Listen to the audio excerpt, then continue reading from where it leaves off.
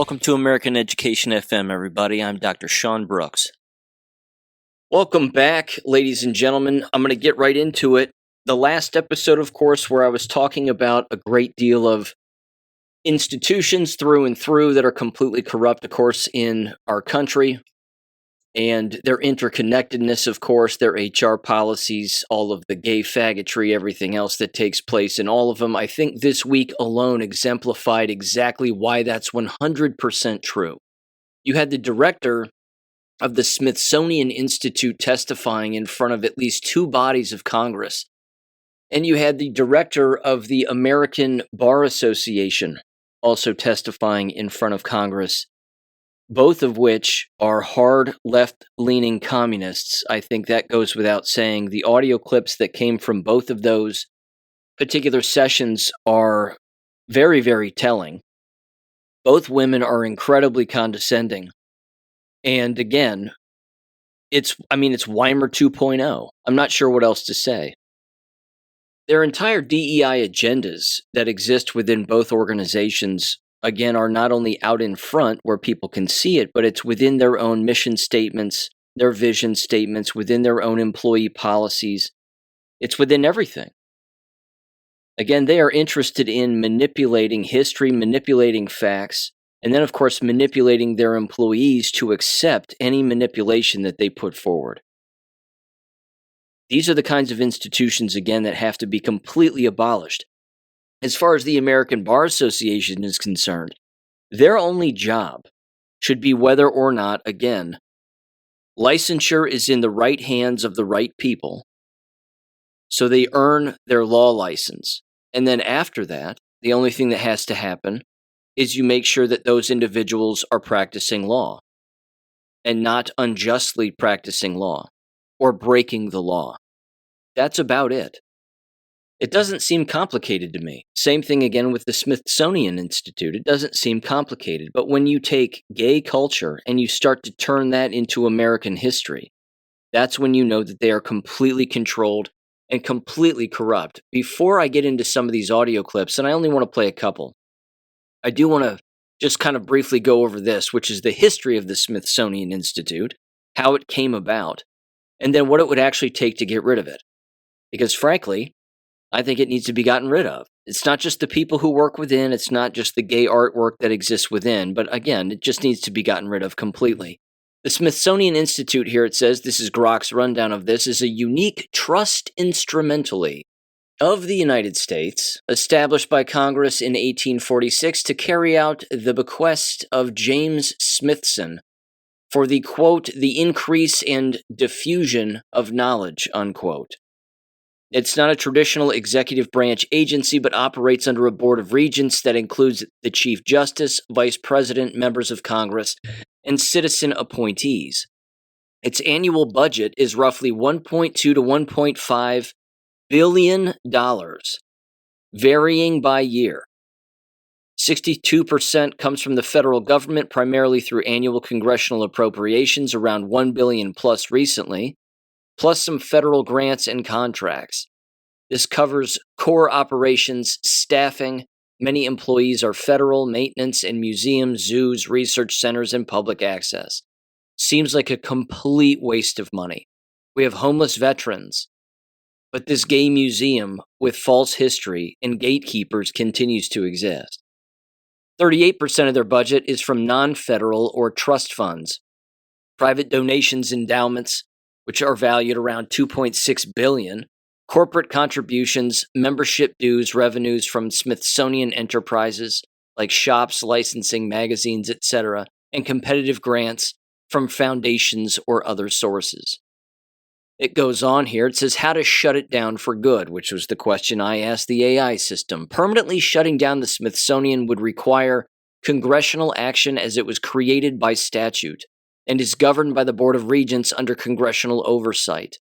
The legislative route is Congress could pass a law to dissolve or defund it. This would need majorities in both the House and the Senate plus presidential signatures or veto override.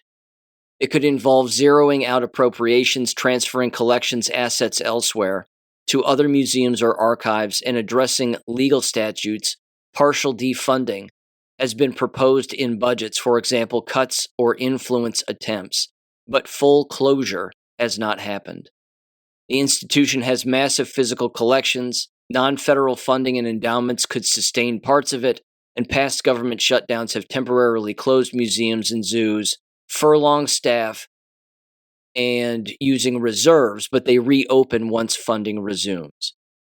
Then, of course, oversight and reform alternatives, which is one of the reasons why, of course, that hearing was happening, was to expose it to the public, because, again, they're going to have to vote on funding it yet again. When you have the Smithsonian Institute and the endless individuals and, of course, the massive budget that go toward all of the gay stuff that they implement, not just within their museum, of course, but the magazines, the other ads that they push forth, their own products, I mean, you name it. The simple fact, again, that all of that money is occurring within that one institution and that agenda is occurring within that one institution, that should prove to people that every institution who receives less money below them is implementing the same kinds of radical behavior and ideologies, and it just isn't going to change unless they're completely defunded and completely abolished. Now, I played this first clip in the last war video of Nancy Mace questioning the director of the Smithsonian, this Dr. Athena Hartig. Again, completely condescending. Again, if I was asking her questions and she was addressing me the way that she addresses Nancy Mace, where you'll hear her say, she says, "Thank you, ma'am. Thank you, ma'am. Thank you for the question, ma'am. Thank you, ma'am." Again, if I was Nancy Mace, I would have immediately stopped that. Don't call me ma'am anymore. Answer the question. Stop calling me ma'am. Answer the question. Again, these people, they only dig in the way that they dig in because they believe 100% that they are protected all of the time. You take this person's position away, you take their paycheck away, and watch what a slave they become. Watch how desperate they become. It's astounding. Once they figure out they can't make a mortgage payment, they immediately start kissing ass and licking boots and doing everything that they do. These people have to be knocked down a peg. All of them. Give her a listen in 3, 2, 1. Ms. Nice from South Carolina. Thank you, Mr. Chairman. Dr. Hartig, how many children visited the National Museum of American History last year? Hi, good morning, ma'am.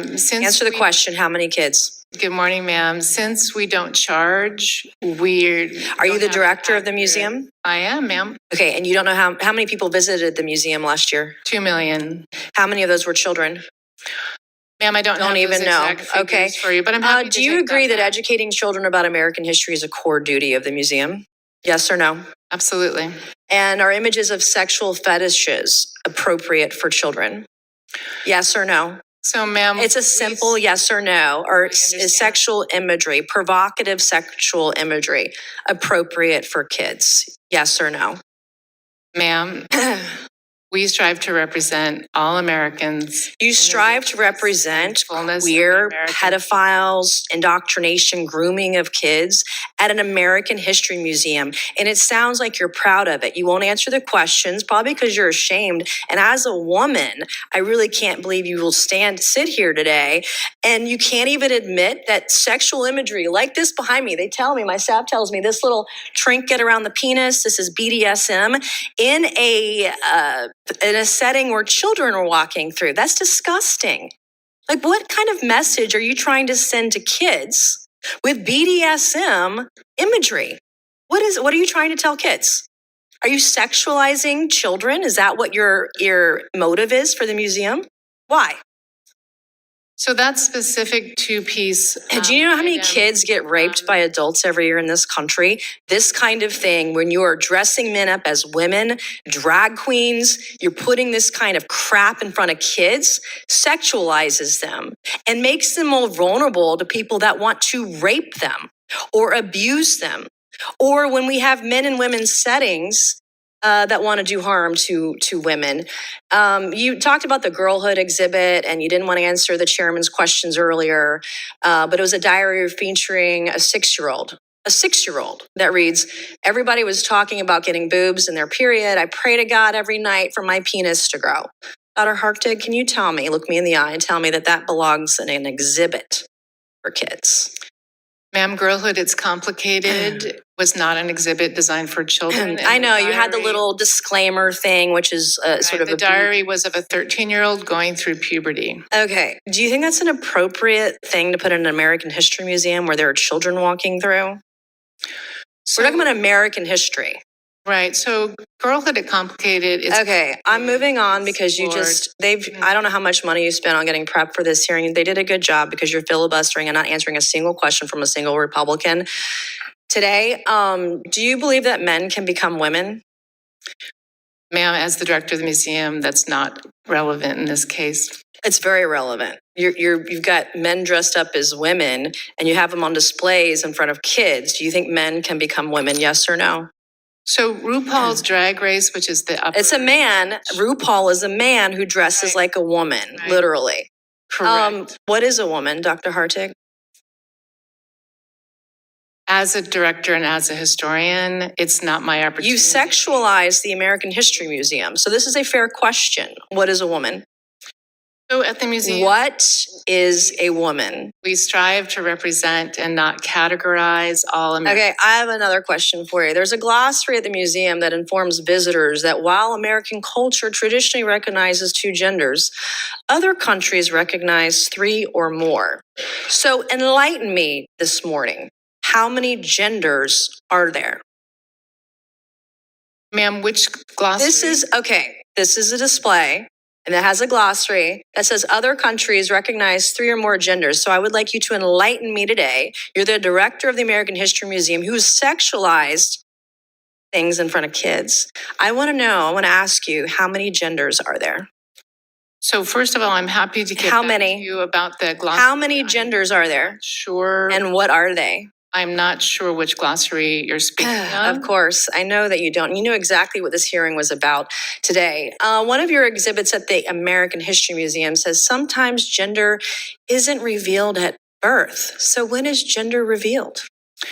So when was your gender revealed to you, Dr. Hartig? So I don't really think that's relevant to the It is relevant. You have a display at the American History Museum talking about gender isn't always revealed at birth. So when was your gender revealed? So since I am a PhD and...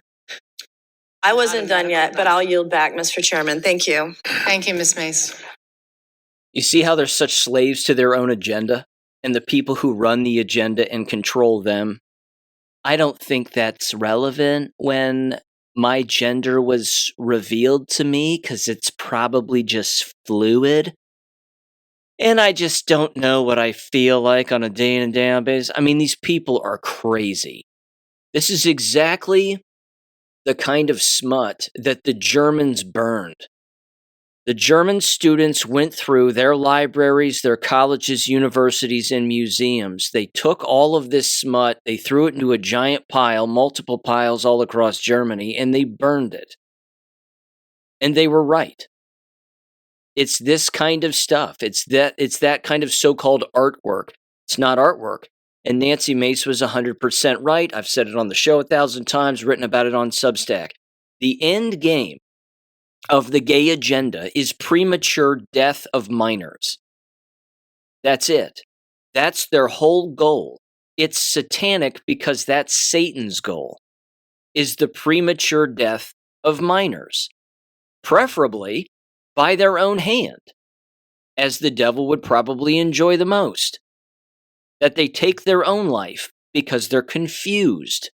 They've been sexually groomed, sexually abused, using drugs. Constant growth confusion. I don't feel normal. Again, why does anything having to do with puberty exist in the Smithsonian Institute? It shouldn't. But it does, unless you're trying to confuse people about puberty. Because when you do that, then you can confuse them about their own gender. And brainwash a minor into believing that they are not who they think they are. Thereby leading again to drug addiction, sexual promiscuity, dropping out of school, killing themselves. That's the slippery slope. And they perpetuate it. They grease the slides. And they're 100% fine doing it. Here's Brandon Gill's questioning of this director of the Smithsonian. Give this a listen in 3, 2, 1. Mr. Gill from Texas, you're recognized. Thank you, Mr. Chairman, and thank you for holding this hearing and to the witnesses for taking the time to travel all the way out here. Director Hardig, thank you for being here. Would you say that the goal of history, even if it's not properly carried out, would you say that the goal of history is to be objective?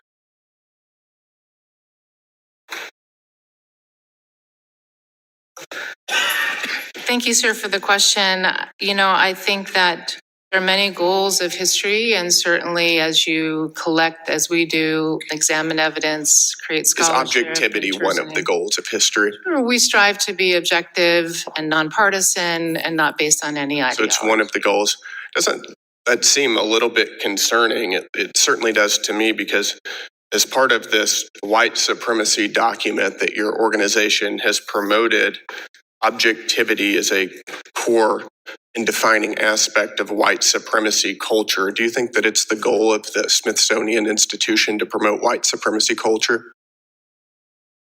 Sir, do you mind sharing with me which document? White supremacy culture right here. This is part of the mass action toolkit that your organization has promoted for several years now under your leadership. Are you promoting a white supremacy culture at the Smithsonian? Am I promoting a white? Ma'am, is this a difficult question? No, sir, I'm just thinking about the mass action toolkit. We didn't develop it, but back to your question, no, we're not promoting any ideology. Does it concern you that your goal is objectivity? One of your goals is objectivity, and your mass action toolkit references objectivity as a defining characteristic of white supremacy culture? It's not our toolkit. It is your toolkit. You've been promoting it for quite some time. We did not come up with a toolkit, sir. But you've been promoting it. It is used as a reference, I believe, probably in 2019, 2020. Yes, under your leadership, it has been used as a reference. Is Mickey Mouse racist? Mickey Mouse is not racist. It's not racist. According to the Smithsonian Institution, one of your exhibits referenced Mickey Mouse as representing, quote, vestiges of longstanding traditions of blackface minstrelsy. Would you describe that as racist? No, the historical trajectory of the origins of Mickey Mouse tie directly. So Mickey Mouse is rooted in racism. Is that your testimony? No, sir, it's rooted in minstrelsy. Minstrelsy, and you don't think that blackface minstrelsy is racist? It had certain obvious racial overtones that have been well documented. Do you think that that's problematic, that Mickey Mouse also has those racial overtones? It's not for me to determine what's problematic. It's determined to me what's accurate. Is that right? Yes, is it important to be polite? Excuse me, sir? Is it important to be polite? Yes, sir. It's also interesting because the same mass action toolkit that your organization has been promoting references politeness as a defining characteristic of white supremacy culture. Ma'am, are you a white supremacist? No, sir. You're not. Can you help me square why your organization says that being polite is part of being a white supremacist? I'm not exactly familiar with that passage of the mass action toolkit, which is not. I can show you the one that we passage. It's right developed. here. I don't. Pardon me? I said I just read you the passage from it. And then your question was, sir? We're going to move on. What is Latina power? What is Latino power? Latina power. Latina power would be the forces derived from being a Latina. Do you think that it's appropriate for the Smithsonian Institution to sell Latina power paraphernalia? Hats, mugs, other things that say Latina power? I believe that the merchandise our store sells. I'm asking you if it's appropriate. Tries to reflect the richness of the communities. So your testimony is that it is appropriate? Those are your words, sir. I'm asking you, is it appropriate to sell Latina power paraphernalia? It's a yes or no question. I don't have control over what is sold. I'm asking you if it's appropriate. I didn't ask you if you have control over it. Is it appropriate? You, sir. Yeah. Yes or no? Again, we strive to represent all Americans and including. Is it appropriate? Yes or no? we strive to represent all Americans in our museums, including in our merchandise. Is that right? My Yes. time's up. Thank you, sir. Again, these congressmen and women are masterful at the double standard and highlighting the double standard. It's beyond easy to do. He could have looked at her and said, "Are you polite?" And she'd say, "Well, yes, I am. I'm condescending, but yes, I'm polite," which of course isn't being polite. And then he would look at her and say, "Okay, so you're a white supremacist based on your own internal documentation then, correct?" No, I'm not that. Again, these people, they're so brainwashed they don't even know that they are a double standard. Their entire life is a double standard. Their brain is a double standard. They have Latina power mugs and t-shirts in their store. Well, what's the double standard there? Why don't you have white power t-shirts and mugs in the store? I thought you were trying to be inclusive for everybody, so why don't you just sell white power t-shirts? Would that be inappropriate? That was the next question. He didn't say it, but he should have. It's ridiculous. These people are crazy. And again, if it happens within these massive, multi-billion-dollar institutions, how do you think your local school is faring? Now here's the American Bar Association gal. Here's Brandon Gill again, letting her have it. Her name is Michelle Benke. Black lady, real big into the whole DEI stuff. And again, you talk about an organization that's way too big. It's the American Bar Association. Give her a listen in 3, 2, 1. Ms. Binky, let's pick up where we left off before. The mission statement on the ABA's website states that our legal profession is enhanced when judges resemble the cultural groups that make up American society. How many Supreme Court justices have we had in American history? I could not tell you over the... It's about 116. Do you know of those 116, how many of them have been transgender? I have no idea. Do you think there might have been one? I have no idea. Is it fair to say that there have been no transgender Supreme Court justices in American history? I honestly have no idea. You don't know? I have no idea. You study the law, don't you? We do not study the personal attributes of individual justices. Is there a Supreme Court justice in American history that you think might have been transgender? I have no idea. You have no idea? Well, I think most people can assume that there haven't been any transgender Supreme Court justices. I hope that we can agree at least on that basis. Would that be okay to proceed under that assumption? Okay. I appreciate that. So transgenders haven't been represented on the Supreme Court. Do you think that it's important that the next Supreme Court justice be transgender? The ABA does not subscribe to any particular quotas. I'm not asking about a quota. I'm asking about representation, diversity, equity, and inclusion. The ABA supports diversity in all of its forms.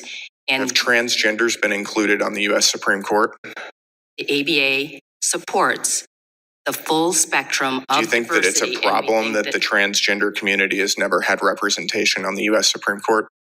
The ABA believes in diversity, equity, and inclusion as... And I'm asking you about diversity, equity, and inclusion. I'm asking you about inclusion of the transgender community.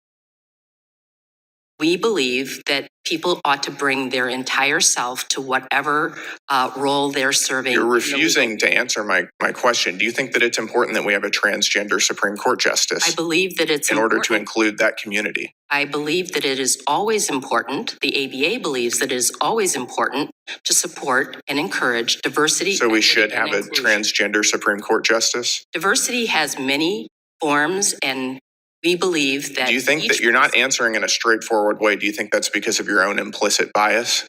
I believe that I'm trying to explain that the ABA does not set quotas and does not believe that... Do you have implicit transphobia? The ABA believes that diversity in all of its forms is important and helps the profession more globally. Okay, we're going to move on. Should Americans be judged by the color of their skin or the content of their character? Discrimination is never appropriate, sir. So do you agree that Americans should be judged by the content of their character and not by the color of their skin? Yes, I would agree. You agree with that? Should a law school consider an applicant's race when making admissions decisions? The Supreme Court has indicated that... I'm asking you if they should. It's a normative question. Discrimination is never appropriate. And So is it your testimony that law schools should not consider applicants' race when making admissions decisions? the Supreme Court has said that you may not take race into account. So you don't believe that race should have any role, yes or no, in a law school's admissions decisions? Is that the position of the ABA? The ABA is not responsible for admissions. I didn't say it was. I'm asking you if you believe, and if it's the position of the ABA, that race should not be a factor at all in a law school's admissions decisions. The ABA takes compliance with the law seriously. I didn't ask you that. I asked, it's a really simple question. I'm asking you, let me just ask you in your own personal capacity, should race be a factor in law school admissions decisions? The question is a yes or no question. I am here in my yes capacity. Or no, should race be a factor in law school admissions decisions? I am here in my capacity. Because according to the ABA, it should. The ABA has said explicitly that they have a long history of supporting consideration of race in law school admissions. Is that your testimony, that law schools should continue taking into account race? The Supreme Court indicated that diversity is a laudable goal, and the ABA supports diversity in all of its This is forms. embarrassing for you. You ought to be able to answer this in a very straightforward way. And with that, the time is up. Again, it's a perfect setup, and they fall for it every single time. They set them up to say, we don't discriminate, discrimination is wrong, we promise discrimination is wrong, we don't discriminate. And then he throws their policy right into their face, and he basically says, okay, so you discriminate then, because you're not willing to say whether or not there should be certain quotas or certain measuring sticks for certain individuals of certain races within the Bar Association or within law schools or XYZ. And then she can't answer the question because they discriminate. Everybody knows. I mean, this is not this is not hard. Everybody knows that universities discriminate. This is not a secret. This is out in the open.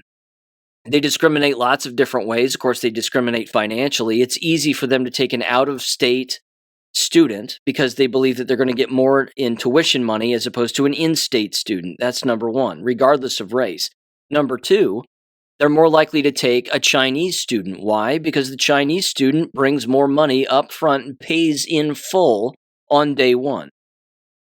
That's usually how it goes also. There's no loans. It's just they get a big fat check that says China on it, Kung Pao, and then, of course, they give them a massive amount of money. They dumb down the testing systems within American schools because, of course, they want to prove that everybody's equal and, well, the tests are racist because all of the minorities are failing, in particular the blacks, so we have to dumb everything down a little bit and IQ doesn't matter. I saw this post the other day on X, which was absolutely hilarious. I think I reposted it on Gab as well. It basically said, again, IQ only matters for minorities when they're on trial for murder. But it doesn't matter, apparently, when they're in school taking a test. They either, again, dumb down the testing system or eliminate it because they say it's implicitly racist or it's bias against minorities, and these are all the excuses that they make as a result. It's astounding. Listen to this next clip, and Brandon Gill in this clip is 100% right. Joe Biden immediately came out and he openly said, hey, look, we need to get the first female Supreme Court justice on the court. Racist.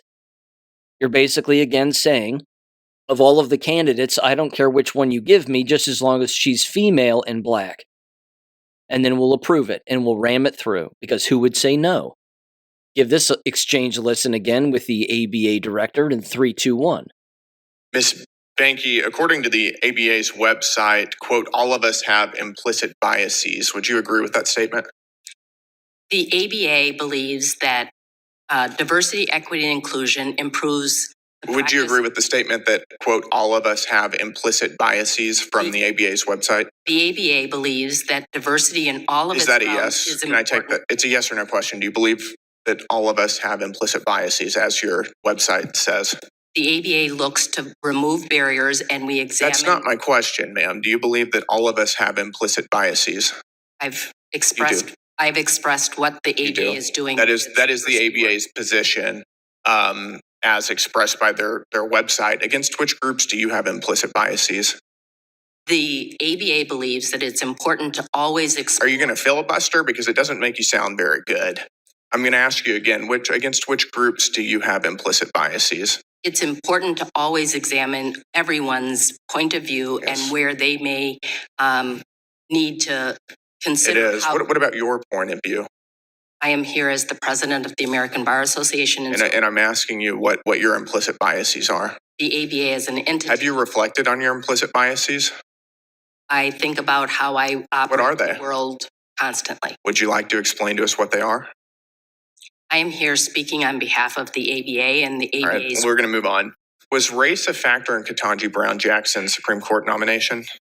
I have no idea how that process works. I'm a real estate lawyer. President Biden stated, quote, "I've made no decision except one, and that's that person will be the first Black woman ever nominated to the United States Supreme Court." So I think it's fair to say that race was and gender were factors in that nomination process. Wouldn't you agree? You would have to have a conversation. He explicitly stated that, so I think it's fair to say. I mean, you're a lawyer. I think that's fair to say. Do you think that it's just or righteous that Joe Biden explicitly excluded Black men in the nomination process for the Supreme Court vacancy?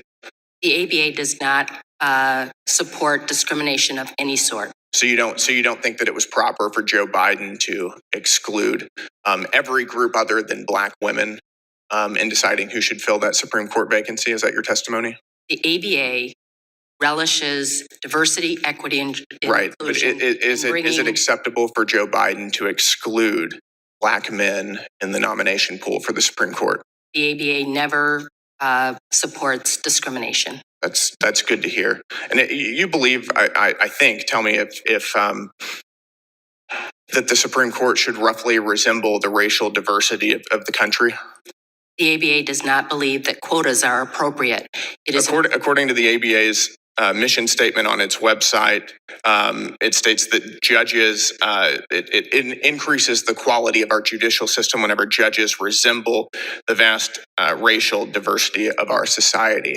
So would you say that it's helpful, it's beneficial if our Supreme Court resembles the racial diversity of America? The ABA believes that diversity in all of its forms is important. We want people to bring all of who they are, whether they be from small practice or diversity. Large practice. Can you define diversity here? You want it to, should the Supreme Court resemble America's racial makeup roughly? It's a yes or no question. The ABA does not support quotas. I'm not asking about quotas. I'm asking if it should roughly resemble America's racial makeup. It should represent all of what people are. Of what people are. Okay. So right now there's about two of nine of Supreme Court justices are Black. That's about 22% of the Supreme Court. According to your testimony, about 13% of America's population is Black. If the Supreme Court should roughly resemble America's demographic makeup, as the ABA states is proper, in your opinion, regardless of qualifications, should the Senate refuse to confirm a third Black Supreme Court justice? The ABA supports and encourages diversity in all of its forms. That wasn't my question. My question was, if a Supreme Court vacancy opens up, should the Senate refuse to confirm a third Black Supreme Court nominee based on his race or her race? The ABA does not support quotas, and so the ABA does support some sort of, and hopefully we'll get into that. The ABA does support making sure the ethnic makeup has a specific amount. But my time is up, so we will move on. These institutions exist because you have individuals of like mind hiring one another, like I said in the last episode, on a consistent basis. And that's how they discriminate. They, again, can look at a resume, they can look at a person's name, they can look at the things that they've written, the law cases that they've taken up, whatever their past was, and then, of course, they look at their skin color. And then they make a determination as to whether or not they want to hire that person within their organization. Again, she openly said she was a real estate lawyer. So how does a real estate lawyer who happens to be a Black female, might even be gay, How is it that she ends up as the president of the American Bar Association? Is it because she was a real estate lawyer? Or is it because she's a black female who might be gay? I'm not sure. But I bet it's not because she was a real estate lawyer. I bet it's not because she took down the largest real estate schemes in the history of the planet from a legal standpoint.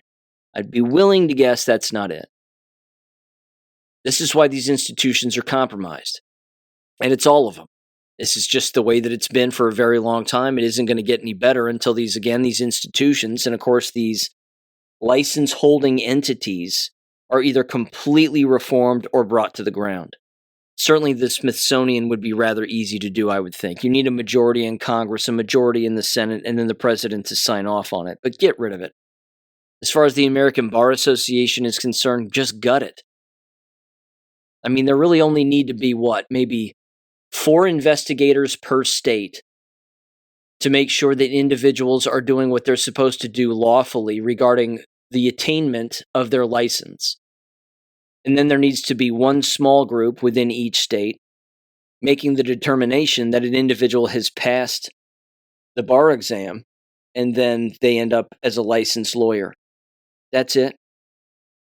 There doesn't need to be NGO influence. There doesn't need to be any political motivations. There doesn't need to be any of that. But as we know, this is the problem, is that they are filled with those motivations. They are filled with those ideologies. And they do that because they're not really focused on what the real job is. Again, you can pick the institution. That's the mentality. Same way in the education business. The reason that they flood the entire system with all the gay nonsense is because they don't know what subject they're supposed to be teaching, because they don't know the real content. So they start teaching their feelings. They start teaching their political persuasions. They start teaching something that they saw on television or what they did over the weekend. This is the problem. Not to mention, of course, their sexual proclivities and things of that nature, and trying to share that with endless individuals. Yeah. Again, the double standard is hilarious, it's blinding, and it isn't going away. But wanted to kick off the episode with that. Again, it's taken up a great deal of time, my apologies, but it's a serious problem. And of course, the double standard is right here. I wanted to bring this up also. This is the case of Shiloh Hendricks. If you're unfamiliar with this, it was last year in Rochester, Minnesota, where she was on a playground with her son, I believe, and there was a autistic kid, either a Somali autistic kid or something of that nature. Yes, there we go. Sorry, a Somali kid. And he was seen by Shiloh as shoving another kid down on the playground and then stealing something that didn't belong to him. Shiloh again chased the kid, not at full speed, of course, because it was just a little kid, but chased him to see if he had in fact stolen anything, and then again, either use the N-word toward the kid or toward the father, who immediately started recording her, again, holding her own child and the whole thing. Long story short, she was charged with 3 counts of disorderly conduct just for talking. And as of right now, Rochester City Attorney again charged Hendricks with 3 misdemeanor counts of disorderly conduct. 1 was later dropped, each carrying 90 days in jail. Up to 90 days in jail and or a $1,000 fine. She pled not guilty. There was jury selection just a few days ago. 8 jurors, 5 women, 3 men. And the prosecution has emphasized the case, fear induced in the child and overall conduct. The boy's father testified about his son's autism, the incident, and community compassion in similar past situations. While the defense acknowledged that the slur was a poor choice of words, but it argued that it's protected speech and no physical harm occurred. Exactly. A case like this, ladies and gentlemen, is exactly why the legal system is broken. A case like this would never be brought to court by anyone else, unless, of course, it was not Minnesota, which, again, given the fact that it's Minnesota, that should tell you just about everything. But the prosecuting office and the judges and everybody involved wanted to bring these charges to make an example of a white woman. Again, a white woman exercising her constitutional rights against a Somali who may or may not be a legal citizen. When no law was broken, she has a First Amendment, and that's exactly what the case is about. Are you allowed to use words against a Somali or against somebody, or are you not? Again, a case like this would never, ever go before a judge. Certainly if it was a minority against a minority.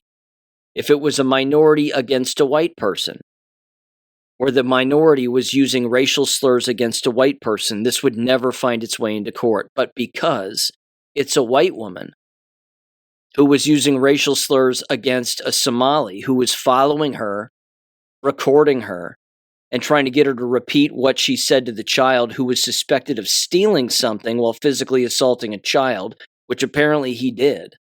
And she's allowed to say whatever she wants. This is the issue at hand here. That's why she's on trial. She's not on trial because she broke a law. She's on trial because she's white.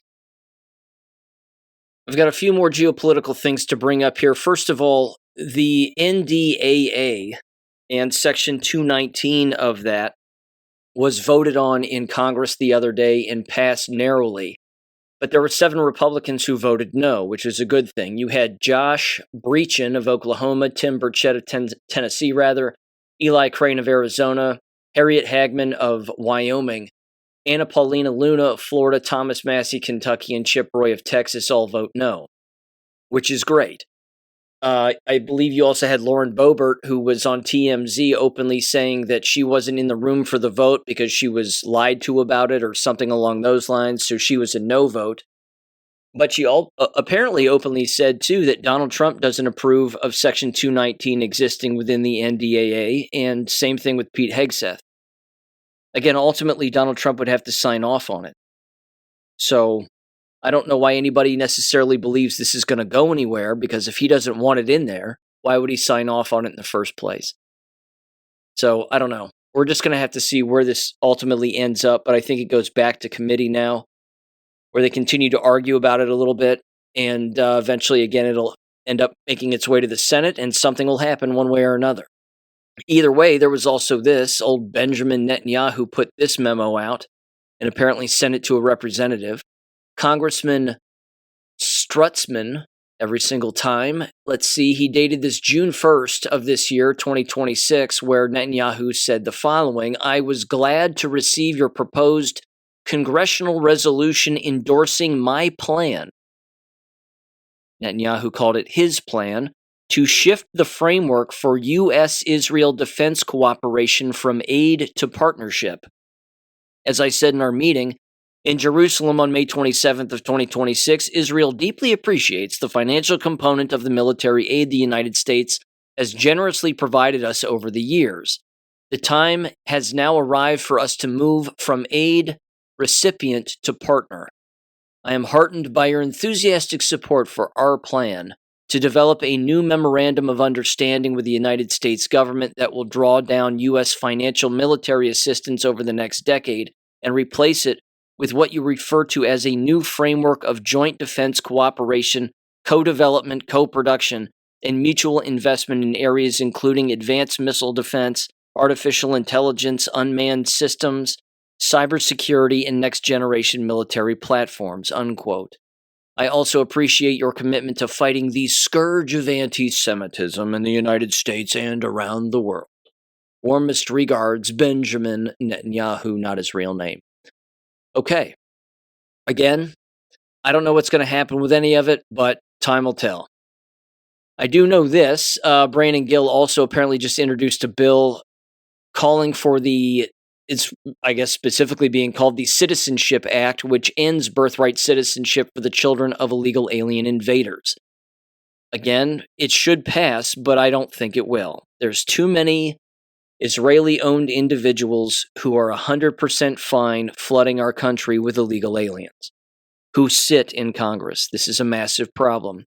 Case in point, you had this audio also in this short video bouncing around the interwebs, and it was kicked off of Twitter back in the day and wasn't even allowed to be moved around, let alone uploaded, but now Elon Musk is moving this around as well, and it's a video of Obama being interviewed by a female talking about how illegals need to vote and how that can happen. Give Obama a listen here in 3, 2, 1. If you want to vote and you show up at your polling place, they can't stop you from voting. They can't stop you from voting. If people want to know how to vote, then you can go to iwillvote.com. The fact of the matter is that we give our power away all the time. We tell ourselves, oh, it's hard, it's not going to matter, it's not going to count. And the powers that be, they're counting on us giving our power away. Many of the millennials, dreamers, undocumented citizens, and I call them citizens because they contribute to this country, are fearful of voting. So if I vote, will immigration know where I live? Will they come for my family and deport us? Not true. Okay. And the reason is, first of all, when you vote, you are a citizen yourself, and there is not a situation where the voting rolls somehow are transferred over and people start investigating, etc. The sanctity of the vote is strictly confidential in terms of who you voted for. If you have a family member who maybe is undocumented, then you have an even greater reason to vote. But remember, Barack Obama had nothing to do with voter fraud whatsoever. He's never had anything to do with voter fraud. Yes, he's talking about it on film in a formal interview, blah, blah, blah. But he had nothing to do with it. Promise. He had nothing to do with trying to overthrow Donald Trump or an election or anything like that. He wasn't involved. Sure he wasn't. Speaking of illegals voting, you've got Mike Lindell now receiving some backlash up there in Minnesota. He basically, again, waited for Donald Trump's endorsement, and now he's rolled out his immigration policy if he becomes governor of Minnesota. This is from Alpha News. It says Mike Lindell has released an 18-page document outlining his immigration reform policy. The document, which repeatedly refers to illegal aliens as undocumented immigrants, quote-unquote, explicitly presents Lindell's plan as an alternative to mass deportations. The plan would give all illegal aliens without a criminal conviction a 6-month window to obtain a worker visa card, which it says is specifically designed for the existing undocumented population as a permanent non-citizen work authorization, unquote. The plan calls for the immediate deportation of those with a gross misdemeanor or felony conviction. The last part's good. But again, some would say this is exactly what happens when you have a businessman who relies on illegal immigration to, again, in his case, gather cotton for his pillows.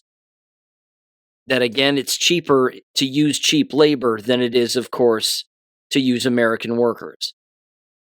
Now, I've also heard his counter-argument, which he put out there also, where he basically said, look, if these individuals who are working within the state of Minnesota, again, over a 6-month period, obtain a work visa, and they haven't broken any laws, then they can't vote legally in the United States, and in the state of Minnesota, certainly, that they cannot vote. Because, again, they'll be fingerprinted, essentially. They'll be documented within the state as an illegal, although, again, you say the word illegal enough, person openly says, well, why in the hell don't you get rid of him? I completely take that stance, and I agree with that. I understand, however, his counterpoint too, which is if they're fingerprinted and they're in the system as being ineligible to vote, then they can't vote, which means if they do vote illegally, then they're deported. That was basically his follow-up statement. He goes again, so if a person is here illegally and they've broken the law or they do break a law, they're deported. But if they are here illegally and they register to be on a work visa, they're openly admitting that they're here on a work visa, which doesn't give them the right to vote, which means, again, if they vote illegally while being documented on a work visa, then they're breaking the law. Then they're out. So he's trying to look for a way to, again, get rid of illegals 2 separate ways, basically. The first way is, again, if they've broken the law, then they should be out. But again, counter-argument is if they're illegal, then emphasis on the word illegal, then they need to go anyway. But if they're going to be here and they're going to work, then they still can't vote. So if they break any law, whether that be illegal voting or any other law that they break, while, again, fingerprinted and on a work visa, then they're out too. So, I don't know. I understand the debate. I fully get it. Seems complex. Seems like it doesn't have to be that complex. But again, it's not my state. I'm not sure how he wants to run it, but if that's his take, and that's his take. But I don't know. Again, it's one of those time will tell kind of things. I think he's going to have a hard time getting voted in Minnesota anyway. Their elections are corrupt as it is. He's running in a state where Tim Walz was the governor, is the governor. Again, I don't foresee Somalis and illegals voting for him. They will illegally vote, but will they vote for a Mike Lindell? I highly doubt it. So again, time will tell on that. But speaking of illegals, let's keep this train rolling. This was tossed my way. This is from WCPO Channel 9 ABC out of Cincinnati. This is a pathetic article and an even more pathetic piece of video and audio to play. They decided to put together this article titled Butler County Immigration Group Marks 1 Year of Protests Over ICE Contract. Now, this really old, really closeted gay, old hippie group is called the Butler County for Immigration Justice, or BCIJ. And one of its members happens to be the allegedly closeted gay board member, in my opinion, Pat Mead, who sits on the Talawanda City School Board in Oxford, Ohio. With that said, again, this is not a group of young people. This is a group of old dummies. It's that simple. Again, you're talking about these old hippies that wouldn't take an illegal alien into their own home. Not to mention, let's hone in on Pat Mead specifically. Pat Mead's son is currently in detention. He's incarcerated in the Butler County Correctional Facility at the Butler County Sheriff's Office for stabbing a man in the neck in a gas station, his black adopted son. So Pat Mead wouldn't even take in his own black adopted son into his own home, but he supports illegal aliens. Square that one. Again, you talk about a double standard, it's always with these people. They never want to take in the illegals that they claim to represent and care about. Not to mention, they don't know what those illegals would do to them. Those illegals would cut down these geriatrics in the blink of an eye, take their wallet, have sex with their corpse, and then leave them in a ditch. That's what they would do. But they have no idea, because these people are arguably the dumbest humans on the face of the planet.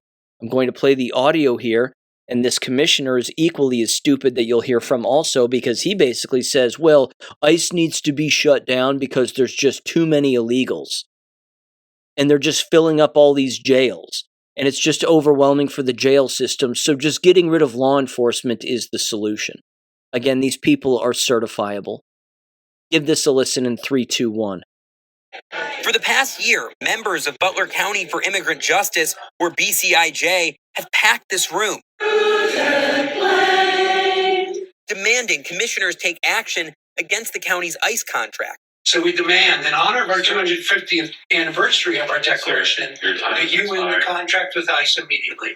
They packed out the commissioner chambers in the building behind me, and then they took those voices to the street, and they marched them here, to the Butler County Sheriff's Office. Commissioner Rogers says the group wants the county to end its contract with ICE. If you stop it, then everybody which is in there from ICE gets to go home. But ending the county's contract would not automatically release ICE detainees. They could instead be transferred to another detention facility. Rogers says the county is dealing with what he calls a major influx of detainees. You have to do something because you can't absorb that many people within a given period of time. He says commissioners can't change U.S. immigration law, and the federal government hasn't provided solutions to handle the influx. We can't say that we're not going to adhere to the law unless we wanted to be designated as a sanctuary county. The sheriff's office has not responded to a request for comment. BCIJ says it's not asking the county to release detainees or ignore federal law. We want to bring to light how our democracy is being ignored and dismantled. The group believes federal ICE policies have led to racial profiling. They say they want people in ICE custody to receive due process and a fair chance to have their cases heard. And if you become silent, you become complicit in the injustice. And so we cannot, knowing what's going on, we cannot stop. Reporting in Hamilton, Stephen Noble, WCPO 9 News. You know how I've always talked about the soft bigotry of the left and how they have no idea how bigoted and racist they really are until they actually are given the opportunity to display it. One of these, again, octogenarians is inside of the Butler County Sheriff's Department. They're all in the lobby, and it's only like 10 of them. That's it. There's about 10 of them just standing around with their signs. One of them is holding a radio flyer pole wagon that's filled with fruit. It's filled with fruit. There's fruit in it. Because remember, ladies and gentlemen, that's all illegals do, is they just pick fruit. Could the detainees simply get an apple, one piece of fresh fruit occasionally? She brought fruit in a pole wagon for illegal aliens. To what? Remind them of their old job? I mean, these are, again, what next? A Black Lives Matter rally with fried chicken in a pole cart? What are these people thinking? What are they thinking? They're not thinking. Illegal aliens are in jail because they've broken the law, not just because they're here illegally, but because of the laws that they broke, the people that they killed, the drugs they sold, the people they raped, in the countries where they came from. Then they came here. Many of them have done the same thing. But these stupid, fat liberals are showing up, advocating for these people to be released, not knowing that they'd be raped and murdered and then raped again upon their release. Suicidal empathy. It's a very real thing. Now, here's the thing. I've seen this group outside of the courthouse in Hamilton, Ohio, in Butler County before, which again is a stone's throw away from the actual sheriff's department. I've seen them before. I've seen them standing outside holding their signs, abolish ICE, F President Trump, blah, blah, blah. These people probably get paid. I can't prove it, but these dots are on top of each other. As it turns out, Butler County for Immigration Justice, or BCIJ, claims, of course, to be nonpartisan. We know that's a lie. But they receive funding from a group called Ignite Peace, or at least support from a group called Ignite Peace, which is in Hamilton County, south of us, which is Cincinnati, Ohio, which, of course, is a sanctuary city in a sanctuary county. These individuals, as we know, these old geriatric closeted gay hippies, they all want Butler County to be a sanctuary county. Good luck to that. That'll never happen. But if the Cincinnati group Ignite Peace, formerly the Intercommunity Justice and Peace Center, again, they're a registered 501c3 and a nonprofit, so they say, but they receive funding from outside groups, foundations, and individual donors along with other sources. If the people for the Butler County group are getting paid by these people, and one of those individuals who's on the Butler County group happens to be a Pat Mead, who sits on the school board for Talawanda City Schools, that's a big no-no. Now, he's allowed to advocate for a group, but what he's not allowed to do is get paid by one. Again, at face value, it seems like an Ohio Ethics Commission problem. I don't expect them to rule against Pat Mead regarding any of this, but they should. The appearance of impropriety exists. He stood up. He was the first piece of audio you heard. He stood up and he spoke at the Butler County Commissioner's office on behalf of the group, or as a member of this group. Why would he be featured in the front row of the group? Which, by the way, when the reporter was like, the room was packed to capacity, you're talking about maybe 20 people. It wasn't a lot of people. It's a small little room. But again, a school board member cannot be paid by Ignite Peace or the BCIJ Not to mention, again, they can't personally profit from it. They also can't use their school board position to influence anybody. But he's a school board member. So why is he even speaking at a particular group of a political action committee, so to speak, while also being a school board member? Again, these people can't spell a conflict of interest. They can't spell an appearance of impropriety. They see everything that they do as being just and sound. The lines are completely blurred. Everything is fluid. I can sit on a school board and I can still do this too. I can advocate for illegal aliens and be on a school board and vote for particular policies that will help protect illegal aliens. No, you can't. No, you can't. Their hubris blinds them. It always will. Their evil blinds them. Again, they see everything as being fluid all of the time. They have no idea the amount of laws that they have to follow and the amount of policies and procedures that they have to follow. They don't have a clue. I love it. Again, they're arguably the dumbest people on the face of the planet. Hell, they're walking around with a cart full of apples to give illegal aliens because, it'll remind them of home when they're picking apples at home. It's astounding. All right, I've got one last story here. Same school district, and you can't make this one up either. This is absolutely hilarious, and you talk about fraud. This is it.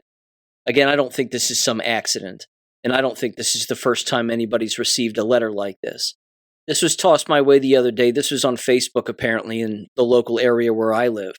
The local school district apparently sent out a letter to a parent telling the parent that their children are not enrolled in a different school district when in fact they are. And the parents who received this letter from the Talawanda School District telling them that their children are not enrolled in the neighboring school district, public school district, which is the Hamilton City School District. That as it turns out, Hamilton has apparently told them that they're not enrolled, when in fact that's not true. That Hamilton has told the parents that they are in fact enrolled because they have been enrolled in the Hamilton School District year after year after year for multiple years. Here's the letter that went out, but first, before I read that, here's the particular post from the individual who received it. It was titled, "Just a Heads Up to Anyone Who Open Enrolls Their Kids Outside of Talawanda. I received this letter today after I was already told by Hamilton City School District that we were approved again. I contacted Hamilton City School District, and we are not the first family to call from the district saying we got this letter." And then they said the letter is false, and the letter is from Talawanda School District, titled, "Notice of Open Enrollment Denial and Talawanda School District Registration Process, July 17th, 2026.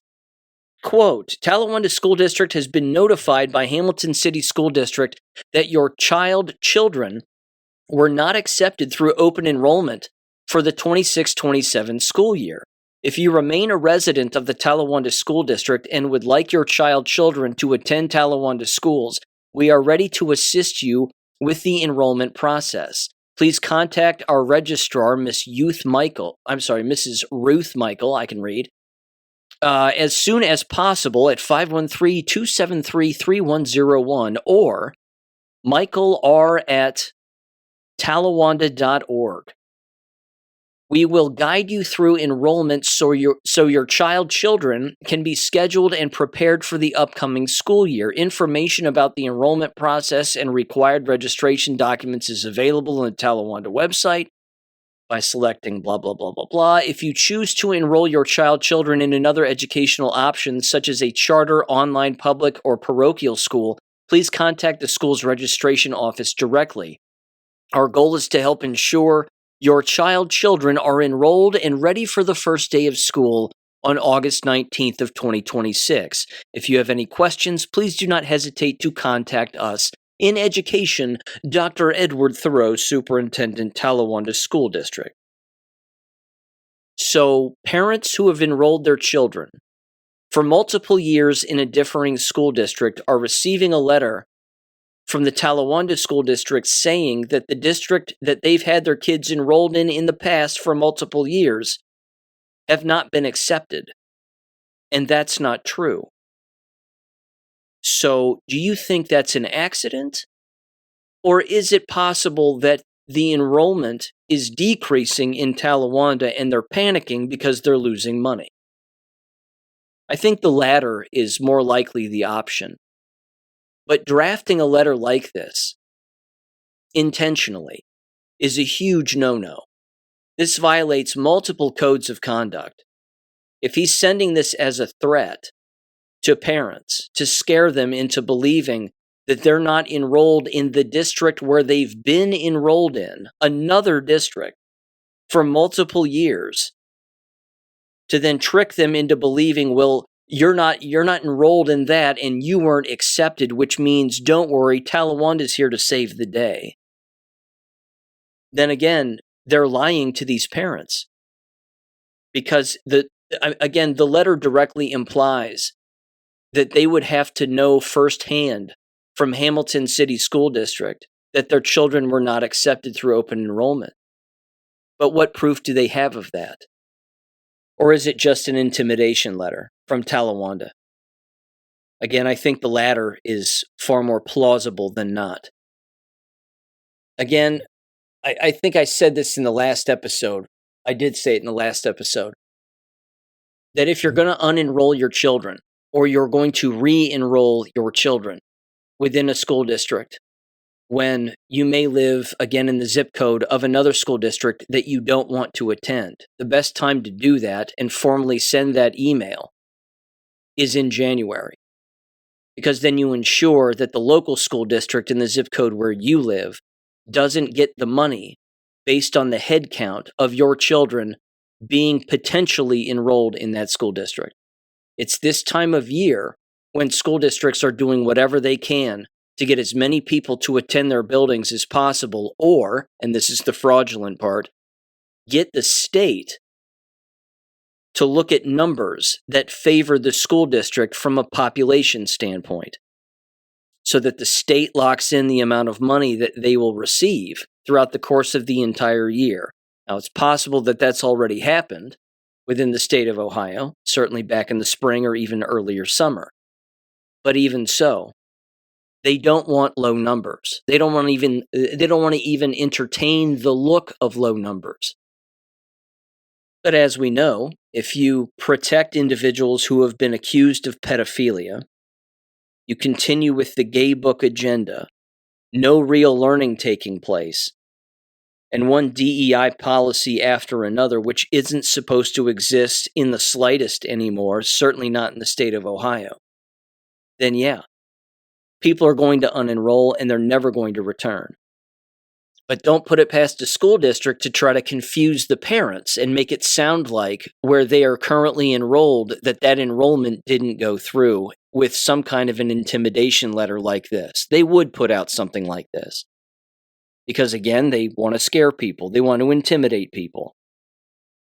Public schools actually believe that they're the only entities that exist and the best entities that exist.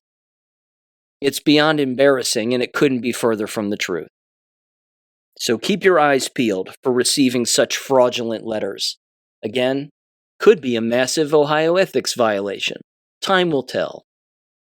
Ladies and gentlemen, have a great weekend. Make sure and check out the Substack on Friday morning also. I've been reading a book titled Myth and Sun by a Martin Frederick, and it's absolutely fantastic. It's filled with a lot of his essays, and each essay is easy to digest, and I plucked one from the book, and I decided to publish it on my Substack. I think you'll enjoy it. It certainly, I think, defines the current times, certainly in the lens of education as we see things now. Children, of course, being the ultimate weapon for both good and or evil, depending on who is influencing them. And that's what the short essay is about, so please check that out if you're interested. With that said, have a great weekend, and I'll catch you on Monday. Peace. Thank you for listening to American Education FM. Make sure and check out AmericanEducationFM.com for more information. Take care, and God bless.